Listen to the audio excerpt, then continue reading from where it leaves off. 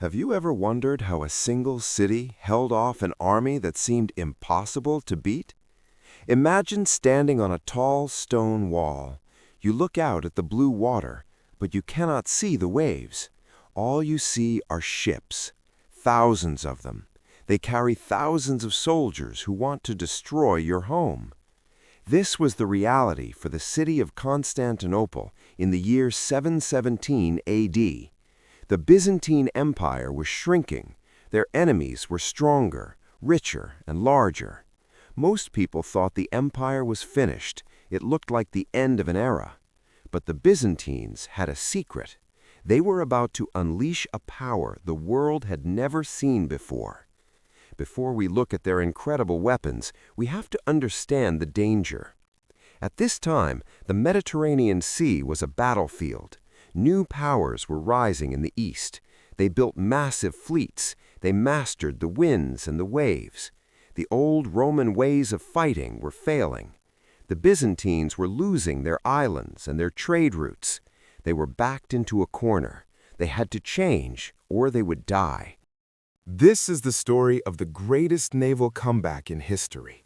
It is a tale of genius inventors, brave sailors, and a liquid fire that could not be put out.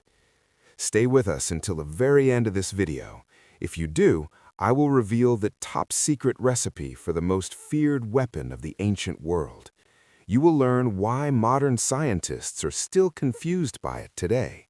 You will also see exactly how a tiny group of ships turned the tide of history forever. Now, let's go back to the moment when the water started to burn. To understand the comeback, we first have to look at the collapse. For hundreds of years, the Romans ruled the sea. They called the Mediterranean our sea. No one dared to challenge them. But by the 7th century, things changed. A new power rose from the deserts of Arabia. These warriors were famous for fighting on land. However, they learned how to build ships very fast.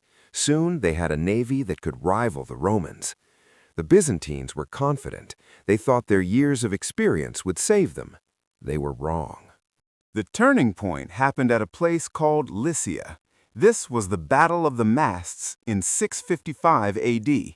The Byzantine emperor himself led the fleet. He had hundreds of ships. The two fleets met in open water. It was so crowded that the ships couldn't even move. They tied the ships together with ropes. It became a land battle on the water. The fighting was brutal. The sea actually turned red with blood. By the time the sun went down, the Roman pride was gone. Their fleet was destroyed. The emperor barely escaped with his life. This defeat changed everything.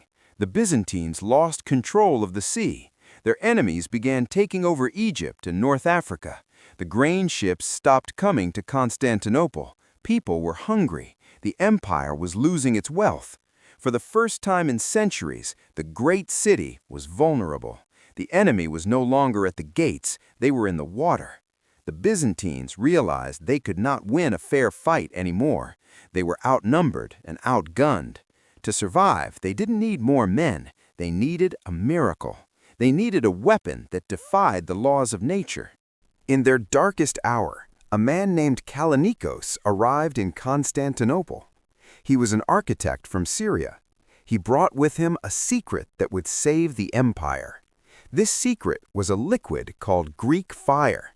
It was the most terrifying weapon of the Middle Ages. Imagine a liquid that you could spray through a tube. As soon as it hit the air, it burst into flames. But here's the scariest part. If you threw water on it, the fire grew even hotter. It could burn on top of the waves. It could even burn under the water. It was like a nightmare come to life. The Byzantines were very careful with this secret. Only the emperor and a few engineers knew how to make it. They built special bronze tubes called siphons. They placed these tubes on the front of their ships. These ships looked like fire-breathing dragons. When an enemy ship got close, the Byzantine sailors would pump the liquid out. A massive roar would fill the air. Then a wall of flame would hit the enemy deck. In seconds, a wooden ship would become a floating campfire. There was nowhere for the enemy soldiers to run.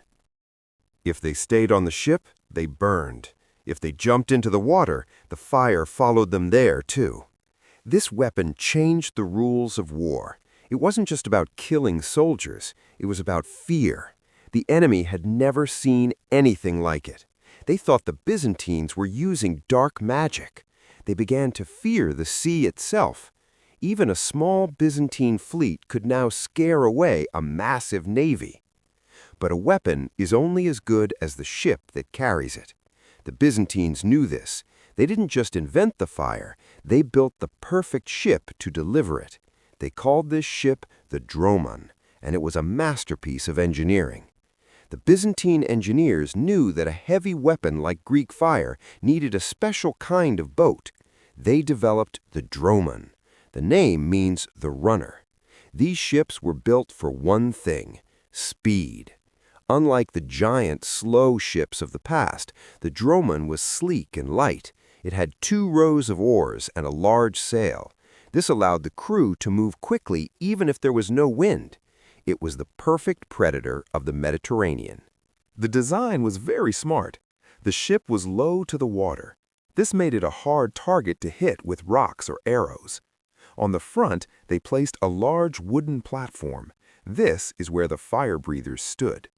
Below the deck, the rowers worked in shifts. These men weren't just slaves. Many were free citizens who fought for their homes. They were trained to turn the ship on a dime. This maneuverability was the key to their survival. If an enemy tried to ram them, the Dromon could simply spin away and spray them with fire. But the ship was only one part of the machine. The Byzantines also trained a special group of soldiers called the Pezzanotai. These were the Marines of the ancient world. They wore heavy armor and carried long spears. If an enemy ship survived the fire and tried to board, these Marines were ready. They were the last line of defense.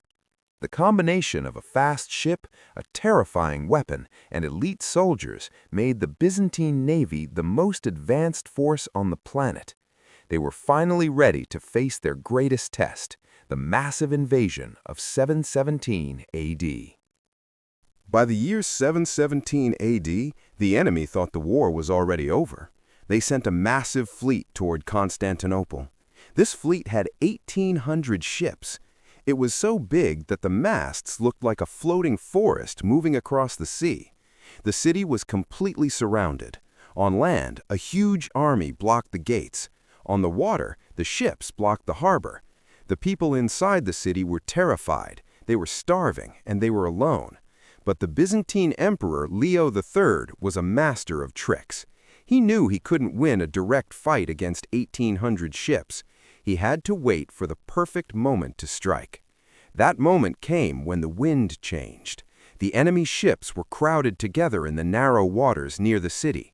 They were trying to navigate the tricky currents of the Golden Horn. Emperor Leo III gave a signal. Suddenly, the heavy iron chain that blocked the harbor was lowered. Out rushed the Byzantine Dromons. They didn't have many ships, but they had the fire. They slammed into the enemy fleet. Within minutes, the water was ablaze. The wind pushed the flames from one enemy ship to the next. Because the ships were packed so tightly, they couldn't escape. It was a massive trap. The scene was pure chaos. The air was filled with the smell of chemicals and the sound of screaming. The pride of the enemy fleet was melting away. Ships sank to the bottom of the sea, still burning. This single battle saved the city and the empire. The massive invasion force was broken. Most of the enemy ships never made it back home. They were destroyed by the waves, the cold winter, and the unstoppable Greek fire. This wasn't just a victory, it was a message to the world. Constantinople was still the master of the sea. After the great victory of 717 AD, the Byzantines didn't just sit back. They realized that their navy was the only thing keeping the empire alive. For the next 300 years, they turned naval warfare into a science. They built permanent naval bases all across the Mediterranean. The most important ones were on islands like Crete and Rhodes. These bases acted like modern aircraft carriers. They allowed the Byzantine ships to refuel, repair, and strike at enemies quickly. No pirate or enemy fleet could move through the sea without the Byzantines knowing about it. To stay ahead, the emperors wrote special books called naval manuals. One famous book was the Tactica. It was a literal how-to guide for winning at sea. It taught captains how to use the sun to blind their enemies. It explained how to use the wind to spread fire more effectively. It even gave advice on how to trick the enemy into thinking your fleet was smaller than it actually was. The Byzantines weren't just fighting with muscles and fire anymore. They were fighting with brains. They turned the Mediterranean back into a Roman lake by outthinking everyone who tried to challenge them. This was the golden age of the Byzantine Navy. They took back islands they had lost decades before. They protected merchant ships, which brought gold and silk back to the city. This wealth allowed the empire to grow strong again. While the rest of the world was in the Dark Ages, the Byzantines were using high-tech ships and advanced strategies to rule the waves. They had become the shield of the sea. But every great power eventually faces a sunset. Even the most powerful fire must eventually go out. As the centuries passed, the empire's luck finally began to run out. Civil wars and new enemies from the north and west slowly wore down the Byzantine strength. They began to lose their wealth, and without gold, they could not maintain their expensive fleet. The secret of the Greek fire was guarded so well that eventually it was lost even to the Byzantines themselves. By the time the empire fell in 1453, the dragon ships were a distant memory. However, their impact on history cannot be ignored. For 800 years, this navy acted as a shield. They protected the gates of Europe and kept the flame of ancient knowledge alive. Without their ships, the world we live in today would look very different. Now, as I promised at the beginning, let's talk about that secret recipe. For over 1,000 years, historians and scientists have tried to figure out what was in Greek fire. We know it contained things like crude oil, resins to make it sticky, and sulfur to make it smell and burn. But there was a missing ingredient. Some think it was quicklime, which creates intense heat when it touches water. Others believe it was a complex chemical mixture that stayed liquid under pressure. Because the Byzantines were so good at keeping secrets, the exact formula died with their last engineer. Even today, with all our modern technology, we cannot perfectly recreate the fire that burned on water. The story of the Byzantine Navy teaches us a powerful lesson. It shows that you don't need the biggest army to win. You need the best ideas. You need to be able to adapt when everything is going wrong. They took a terrifying situation and used science and bravery to turn it into a comeback for the ages. They turned the sea into a wall of fire and changed the course of history forever. If you enjoyed learning about how this underdog empire beat the odds, make sure to hit the like button.